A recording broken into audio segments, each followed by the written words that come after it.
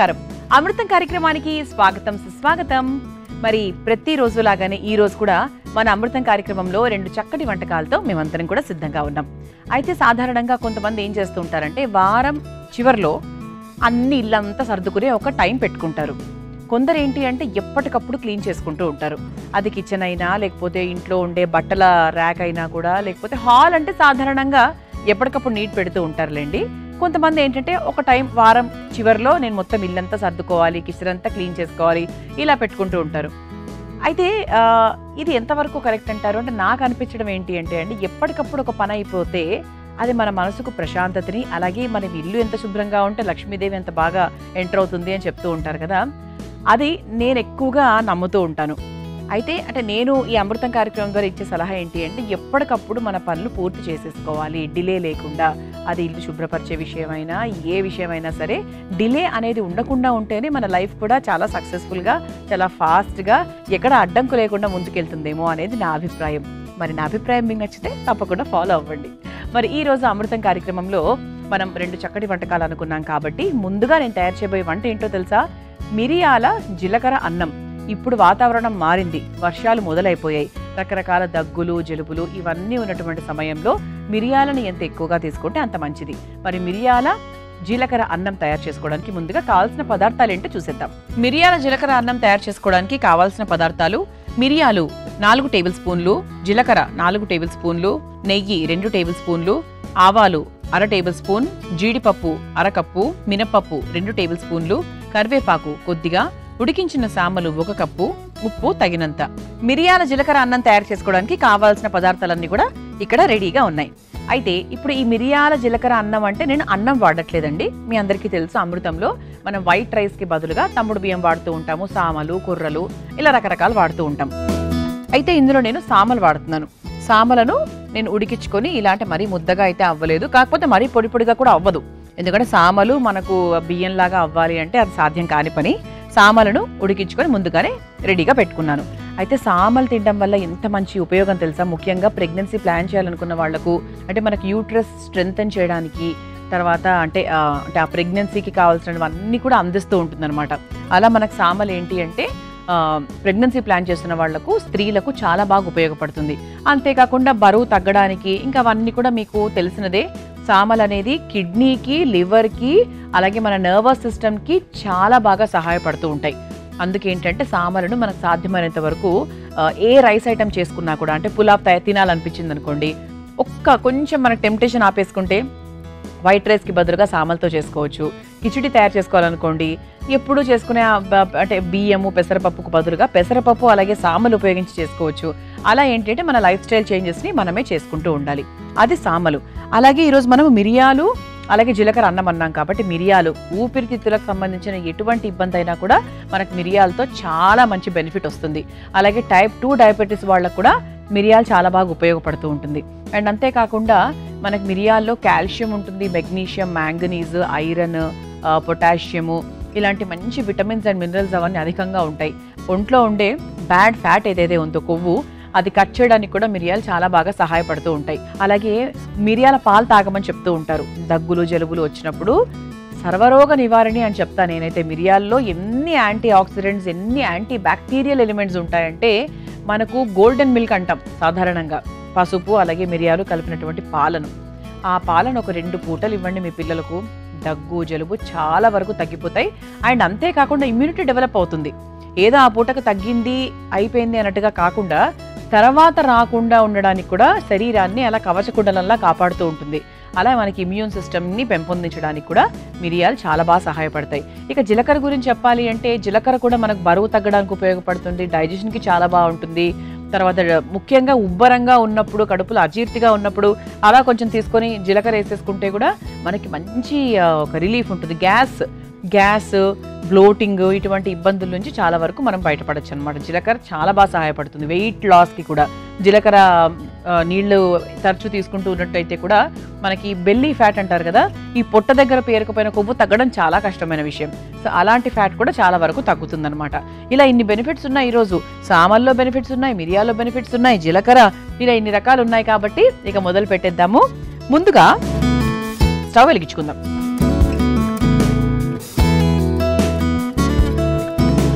బాండి కాస్త వేడవుతూ ఉండగా ఇలా చక్కగా, సాధారణంగా అందరి ఇళ్లలో ఈ రోల్ అయితే ఉంటుంది, అంటే ఈ సైజ్ రోల్ అయితే ఉంటుంది. కొందరు చాలా పెద్దగా ఉంటుంది, అంత పెద్దది అవసరం లేదండి. అంటే మీ ఇంట్లో ఇంతమంది ఉంటే అంత పెద్ద పాత్ర వాడచ్చు, ఇబ్బంది ఏం లేదు.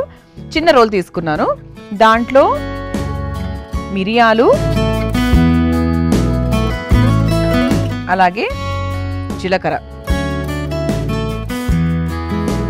కచ్చా పచ్చాగా దంచుకుంటున్నాను.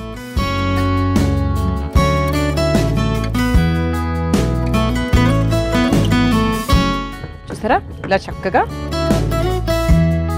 80% వరకు దంచేసాను మిరియాలు అలాగే జీలకర్ర. అయితే ఇది కొంచెం పక్కన పెట్టేసుకుందాము. బాండి వేడైపోయింది కాబట్టి కాస్త నెయ్యి వేసుకుందాం. ఇది నెయ్యితో చేస్తే బాగుంటుందండి, ఎందుకంటే మిరియాలు వాడుతున్నాం కాబట్టి కొంచెం ఆ ఘాటు తగ్గించాలి అంటే కాస్త నెయ్యి వేసుకోవాలి.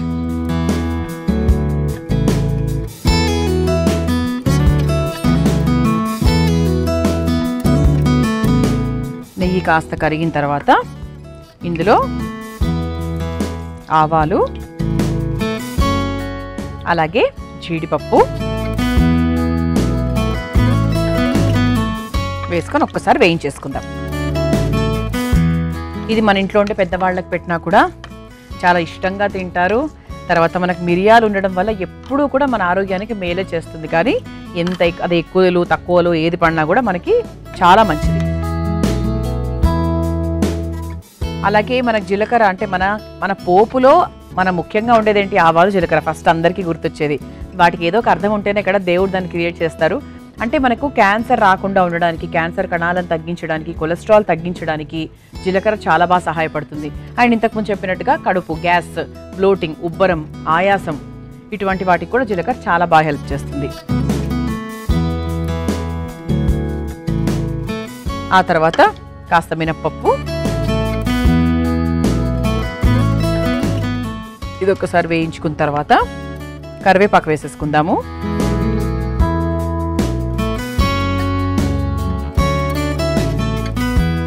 అంటే మీరు పొడిగా జీలకర్ర పొడి వేసుకునే దానికన్నా కూడా ఇలా నూరుకొని వేసుకుంటే వచ్చే ఆ రుచి వేరు. అలాగే మిరియాలు కూడా పూర్తిగా పొడి వేసేస్తే అది ఒక రకంగా ఉంటుంది. అంటే పర్వాలేదు, మిరియాల వరకు మనం పొడిగా వేయచ్చు. కాకపోతే జీలకర్ర మటుకు మరీ పొడిగా కాకుండా కాస్త ఒక 80% వరకు మనము దంచుకుంటే సరిపోతుంది. మినపప్పు కూడా వేగిపోయింది కాబట్టి ఇప్పుడు మనము దంచి పెట్టుకున్నటువంటి మిరియాలు జీలకర్ర వేసేసుకుందాం. ఇది కూడా ఒక్కసారి వేయించేసుకుందాం. ఆహా ఆహా ముక్కు ఇట్లా ఘాటుగా భలే వస్తుంది. ఇక దీన్ని ఎక్కువగా వేయించాల్సిన అవసరం లేదు. మనం ముందుగా ఉడికించుకొని పెట్టుకున్న సామలు ఏవైతే ఉన్నాయో వాటిని వేసేసుకుందాం.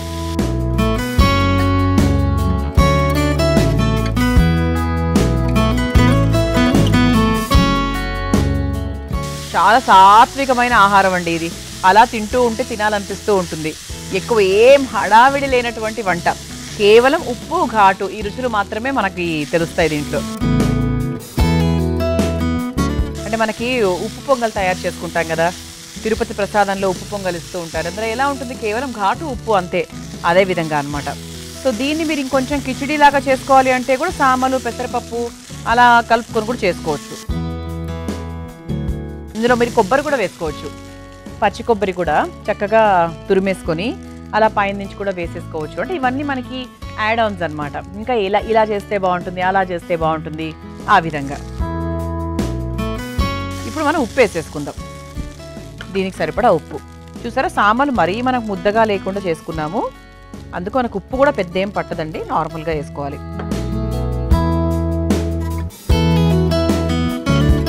ఇది ఉప్పు వేసేసాం కాబట్టి ఇది ఒక 2 నిమిషాలు చక్కగా దగ్గర పడితే మనకు ఆ మిరియాలు, ఉప్పు అవన్నీ కూడా బాగా కలుస్తాయి. చివరిగా కాస్త నెయ్యి వేసేసుకోవచ్చు. మీ అందరి కోసం ఈ చిట్కా.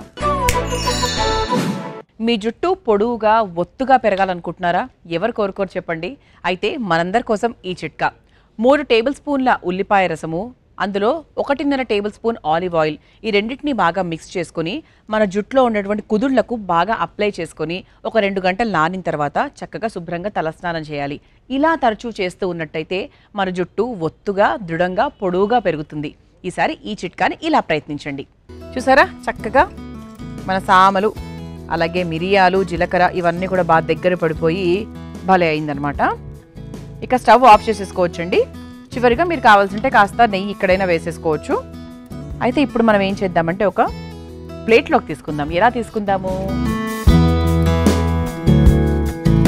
ముందుగా కాస్త కరివేపాకు వేసేసుకొని దాని మీద నుంచి ఇలా బౌల్లోకి తీసుకొని బౌల్ని అలా చక్కగా అందంగా బౌల్ ఇచ్చేస్తాను.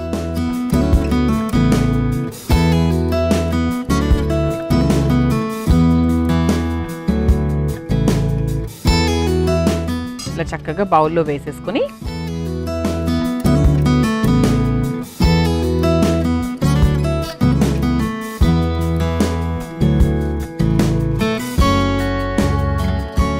ఇలా చక్కగా మిరియాల ఘాటు, జీలకర్ర కమ్మదనము, అలాగే సామల అద్భుతమైన రుచి, ఈ మూడు కలిపిందే మిరియాల జీలకర్ర అన్నం. మీరు తయారు చేసుకోవాలనుకుంటే కావాల్సిన పదార్థాలు తయారు చేసుకునే విధానం మరొకసారి చేసేయండి. మిరియాల జీలకర్ర అన్నం తయారు చేసుకోవడానికి కావాల్సిన పదార్థాలు: మిరియాలు 4 టేబుల్ స్పూన్లు, జీలకర్ర 4 టేబుల్ స్పూన్లు, నెయ్యి 2 టేబుల్ స్పూన్లు, ఆవాలు 1/2 టేబుల్ స్పూన్, జీడిపప్పు 1/2 కప్పు, మినపప్పు 2 టేబుల్ స్పూన్లు, కరివేపాకు కొద్దిగా, ఉడికించిన సామలు 1 కప్పు, ఉప్పు తగినంత. మిరియాల జీలకర్ర అన్నం తయారు చేసుకునే విధానం: ముందుగా ఒక చిన్న రోటీలో మిరియాలు, దానికి సరిపడా జీలకర్ర కూడా వేసి మెత్తగా పొడి చేసుకోవాలి. ఇప్పుడు స్టవ్ వెలిగించి బాండీలో నెయ్యి వేసి కరిగిన తర్వాత అందులో ఆవాలు, జీలకర్ర, జీడిపప్పు, మినప్పప్పు, కరివేపాకు వేసి వేయించుకోవాలి. తర్వాత అందులో ముందుగా తయారు చేసుకుని పెట్టుకున్నటువంటి మిరియాలు, జీలకర్ర పొడిని కూడా వేసి ఒకసారి బాగా కలుపుకొని ఇప్పుడు ఉడికించిన సామలు, సరిపడా ఉప్పు వేసి కలిపి కొద్దిసేపు మగ్గించుకొని చివరిగా ఒక సర్వింగ్ ప్లేట్లోకి తీసుకుని పైనుంచి కరివేపాకుతో గార్నిష్ చేసుకుని సర్వ్ చేసుకుంటే ఎంతో రుచికరమైన మిరియాల జీలకర్ర అన్నం రెడీ.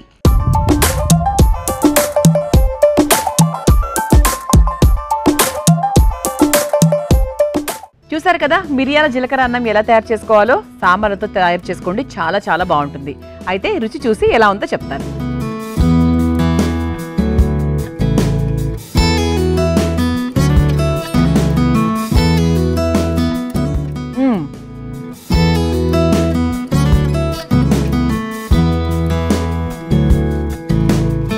పప్పులు కూడా ఎక్కువనే వేసుకున్నాను కదా, అవి కరకరలాడుతూ ఉన్నాయి.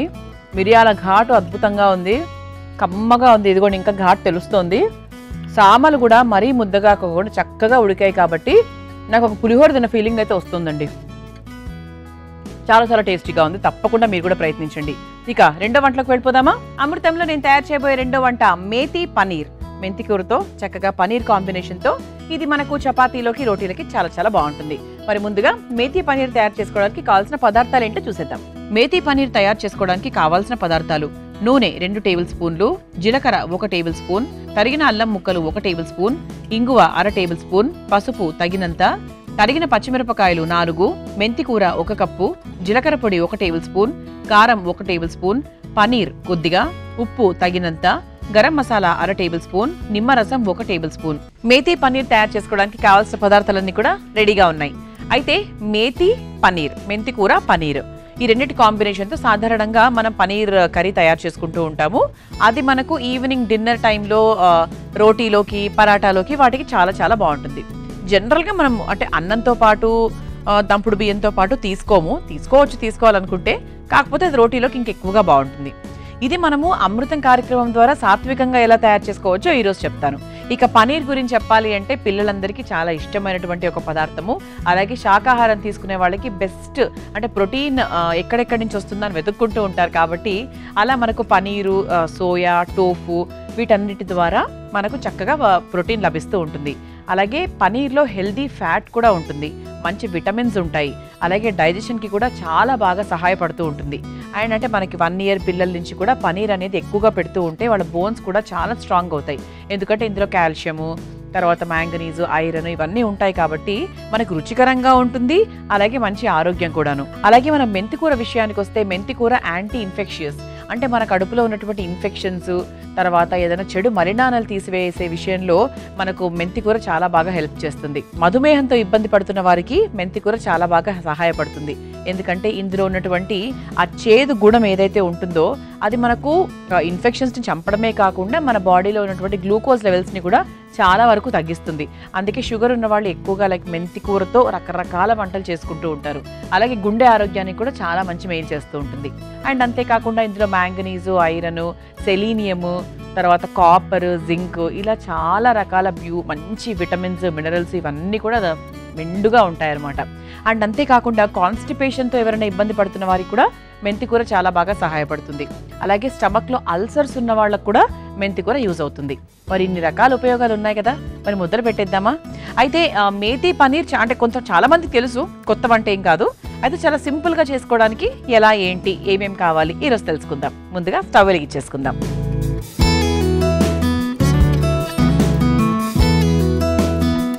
బాండి కాస్త వేడైన తర్వాత ఇందులో కొంచెం నూనె వేసేసుకుందాం.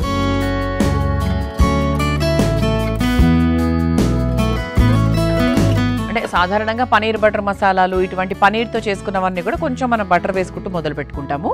మీరు వెన్న అయినా వేసుకోవచ్చు, నూనె అయినా వేసుకోవచ్చు, ఇబ్బంది ఏం లేదు. ఇది కాస్త నూనె కొంచెం వేడైన తర్వాత జీలకర్ర కొంచెం వేగిన తర్వాత అల్లం తరుగు, సన్నగా కట్ చేసుకున్న అల్లం ముక్కలు, అలాగే కాస్త ఇంగువ, అలాగే కాస్త పసుపు. ఇది ఒకసారి వేయించేసుకుందాం. ఇది మనకు పిల్లలకి చాలా చాలా ఇంట్రెస్టింగ్గా ఉంటుందండి. సో మెంతి కూర, పనీరు రెండు మంచివి కాబట్టి హాయిగా మీ పిల్లలకు తయారు చేసి పెట్టండి. ఆ తర్వాత పచ్చిమిరపకాయలు,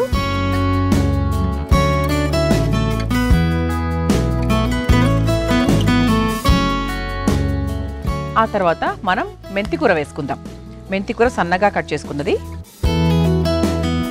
మనం ఎంత వేసుకున్నా కూడా ఇది ఆకుకూర కాబట్టి మీ అందరికీ తెలిసిందే, చాలా తక్కువ మోతాదులోకి వెళ్ళిపోతుంది కాబట్టి మనం కొంచెం ఎక్కువ క్వాంటిటీనే వేసుకుందాం. నేను 1 కప్పు వేసుకున్నానండి.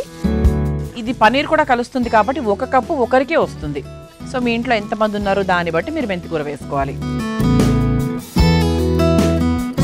సాధారణంగా మేతి పనీర్లో మెంతికూరని గ్రైండ్ కూడా చేసి అట్లా కూడా వేస్తూ ఉంటారు. కాకపోతే ఏంటంటే నేను కూరగానే వేశాను. చాలా సన్నగా కట్ చేసుకుంటే కూడా మీకు ప్యూరీ చేయాల్సిన అవసరమే లేదండి అసలు. ఇది కాస్త వేగింది కదా, ఇందులో మనము పొళ్ళు వేసేసుకుందాం. ముందుగా కాస్త జీలకర్ర పొడి,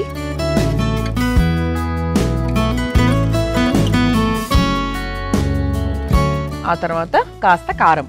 అంటే మనము ఓన్లీ పచ్చిమిరపకాయలు మాత్రమే వేసుకున్నాము, కొంచెం కారం వేసేసుకుందాం. ఇది ఒకసారి కలిపేసుకుందాం.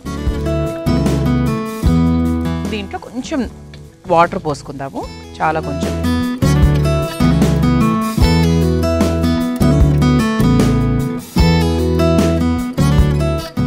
ఇది మనకు బాక్సుల్లోకి పెట్టుకున్నా బాగుంటుంది. ఇది అంటే కొంతమంది స్టాండర్డ్గా అన్నం ఇదే తినాలి ఇలా ఒక లిస్ట్ ఉంటుంది. ఆ లిస్ట్లోంచి బయటికి రండి. ఇటువంటివి స్పెషల్గా చేసుకుంటూ ఉంటే మనకు కావాల్సిన న్యూట్రిషన్ ఉంటుంది, వాటి తినే పిల్లలకు కూడా కొత్తగా ఉంటుంది. పిల్లలకనే కాదు, పెద్దవాళ్ళు కూడా రుచులు కోరుకుంటున్నారు కాబట్టి వాళ్ళకు కూడా కాస్త కొత్తగా ఉంటుంది. ఇలా చక్కగా కలిపేసుకున్న తర్వాత ఇప్పుడు మనము పనీర్ వేసుకుందాం. పనీర్ ఎలా వేసుకోవాలి? ముక్కలుగా కాకుండా చేత్తో ఇలా చక్కగా తీసుకొని ఇలా చిదిమేసి వేసుకుందాం. ఎందుకంటే మనకు మేతి పనీర్లో మీరు గమనించారో లేదో, మీకు చాలా ముద్దగా ఉంటుంది మేతి పనీర్ అనేది. సో క్వాంటిటీ చూసుకొని వేసుకుందాం. ఎందుకంటే మనకు మెంతికూర కూడా 1 కప్పే తీసుకున్నాం కాబట్టి దానికి తగ్గట్టుగా సరిపోయే విధంగా మనము పనీర్ కూడా వేసేసుకుందాం. ఇది ఒకసారి కలిపేసుకుందాం. మీరు ఎటువంటి టేస్టింగ్ సాల్ట్లు కానీ ఇటువంటివి ఏమీ వేయాల్సిన అవసరం లేదండి. ముఖ్యంగా ఇంట్లో తయారు చేసుకునేటప్పుడు ఎటువంటి ఫుడ్ కలర్లు కానీ ఎటువంటి టేస్టింగ్ సాల్ట్లు కానీ ఇవన్నీ వేయకుండా ఉంటేనే మనం ఆరోగ్యంగా ఉంటాం. బయట అందుకే ఎందుకు తినొద్దు అంటూ ఉంటారు, ఎక్కువగా ఇవన్నీ వేస్తారు కాబట్టి. మనం ఇందులో కేవలము ఎక్స్ట్రాగా ఏది వేస్తున్నాము అంటే నూనె లేకుండా ఏం వంట చేయలేం కాబట్టి. మిగతా అన్నీ కూడా మీరు చూసినట్టయితే ఏది కూడా అన్నీ చక్కటి ఆరోగ్యాన్ని ఇచ్చేవే. ఇందులో కాస్త ఉప్పు వేసేసుకుందాం. ఇంతవరకు ఉప్పు వేసుకోలేదు కదా, కాస్త ఉప్పు వేసుకుందాం.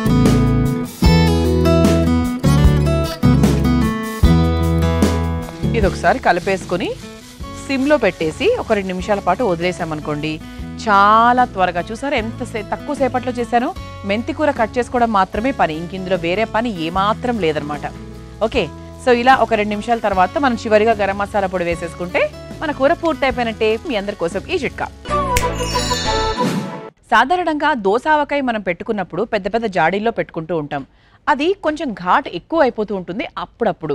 అలాంటప్పుడు ఏం చేయాలి అంటే అందులో కాస్త నిమ్మరసం కలిపి ఆ తర్వాత దాని జాడీలో పెట్టినట్టయితే అది ఘాటు కాకుండా చాలా కమ్మగా ఉంటుంది.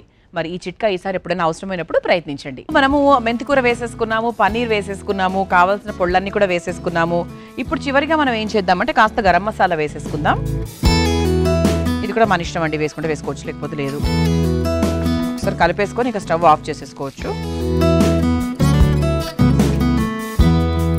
కొంచెం మనకు ఆ మసాలా టేస్ట్ రావడానికి అంతే. చివరిగా కాస్త నిమ్మరసం. ఇదైతే అసలు టేస్ట్.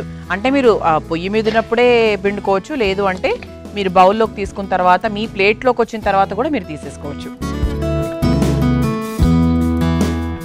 ఇప్పుడు ఒక సర్వింగ్ బౌల్లోకి తీసేసుకుందాం మనం మేతి పనీర్.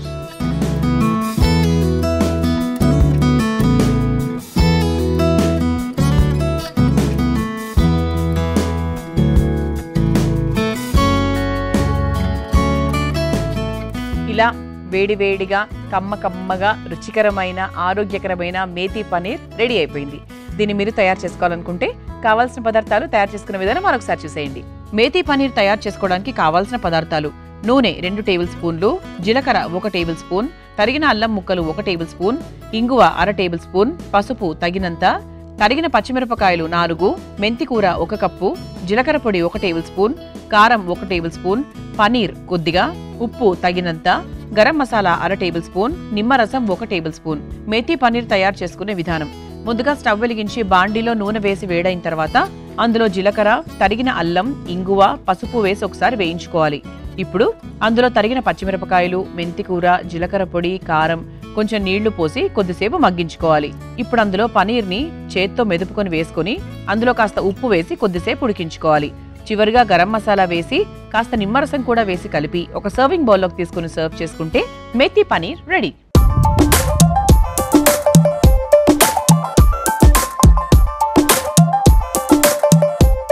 చూసారు కదా మేతి పనీర్ ఎలా తయారు చేసుకోవాలో. రుచి చూసి ఎలా ఉందో చెప్తాను.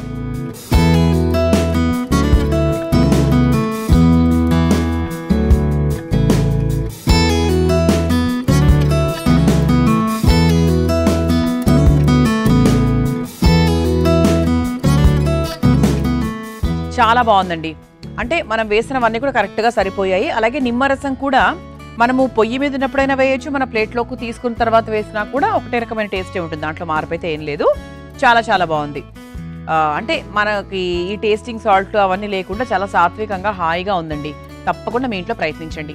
చూసారు కదా మరి ఇవాల్టి అమృతం కార్యక్రమంలో నేను పరిచయం చేసిన ఈ 2 వంటకాలు చాలా నచ్చేసాయి నాకు. మీకు కూడా నచ్చాయని ఆశిస్తూ రేపటి అమృతం కార్యక్రమంలో మరో 2 చక్కటి వంటకాలతో మళ్ళీ కలుసుకుందాం.